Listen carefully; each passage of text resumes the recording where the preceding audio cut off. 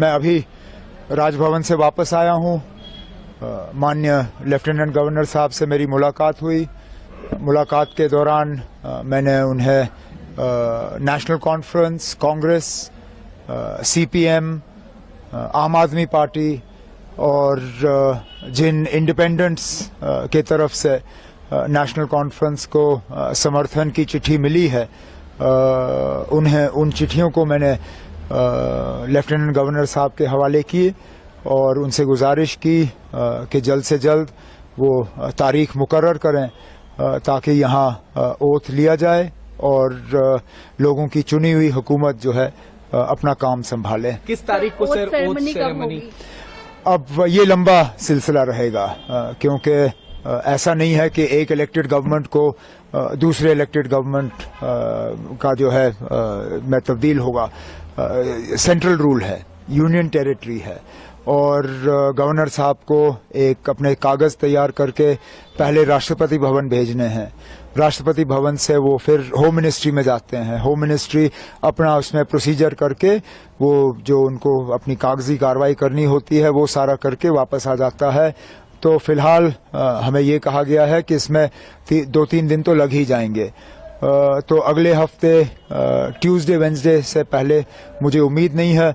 उम्मीद की जा रही है कि अगर ये सारा जल्दी हो जाता है तो वेंसडे को हम ओथ सेरेमनी यहाँ कर लेंगे। ऐसा कयास लगाया जा रहा था कि इंडिया अलायंस के तमाम बड़े नेता इस ओथ सेरेमनी में मौजूद रह सकते हैं, तो किन अब आप अभी वो आप फारूक साहब से बात करिए।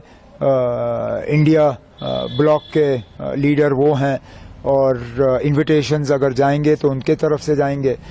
मुझे जिनको इनवाइट करना होगा वो अपने तरफ से मैं कल बैठ के उन्हें जो है दावत दूंगा। लेकिन फिलहाल तो अब ओथ की तैयारी हो रही है। सर, आज कांग्रेस लीडर्स भी मिलने आए थे, तो क्या कोई डिमांड्स या कुछ नहीं? उन्होंने डिस्कशंस तो हमारी रहती हैं, हम मिलके हुकूमत बना रहे हैं। उनका जो है लेटर ऑफ सपोर्ट हमें हासिल हुआ है और उन्होंने आज अपनी बैठक की।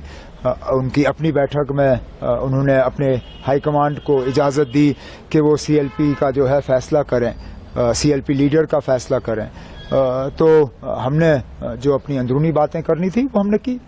सर, काफी इंडिपेंडेंट कैंडिडेट्स भी अब ज्वाइन इन कर रहे हैं। एनसीएम ने देखा पिछले कुछ दिनों में, तो क्या स्पेकुलेशन है कि और जो बाकी हैं वो भी ज्वाइन कर देंगे, ऐसा कुछ?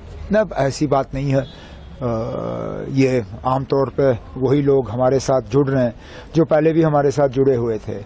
एक आध को छोड़ के ये सारे वही हैं जिनको शायद अलायंस की वजह से अपनी सीट नहीं मिल पाई और वो आज़ाद उम्मीदवार के तौर पे इलेक्शन लड़के गए और जीत गए। अब वो अपने नेशनल कॉन्फ्रेंस के साथ में वापस आना चाहते हैं और एक आध ऐसा है जो नेशनल कॉन्फ्रेंस में रह के हमारे साथ एक नया रिश्ता कायम करना चाहता है, जिसकी हमने सराहना की, जिसको हमने वेलकम किया और इन्हें लोगों के वोट हासिल हुए क्योंकि लोगों की उम्मीदें हैं कि उनके इलाकों में काम होंगे और मेरा फर्ज बनता है कि उनके मैं जो है हाथ पकड़ के उनके इलाकों में उनकी मदद करूं। सर, एक आखिरी सवाल। इल्तिजा मुफ्ती जी क्लेम कर रही हैं कि बिज बिहारा में एनसी के वर्कर्स जो है वैंडलिज्म कर रहे हैं, they are attacking their workers. How do you? मुझे कुछ नहीं कहना इसमें। ये अब अगर किसी तरह का सबूत है तो वो पेश करें। जिनके खिलाफ इल्जाम लगे हैं वो तो उनके खिलाफ अब केस करने के लिए तैयार हैं, डेफेमेशन के। अब ये अदालत को फैसला करने दीजिए कौन सही है कौन गलत। सर, जम्मू डिवीजन के इग्नोरेंस का एक बड़ा आरोप लगा। कोई इग्नोरेंस नहीं है ना, कोई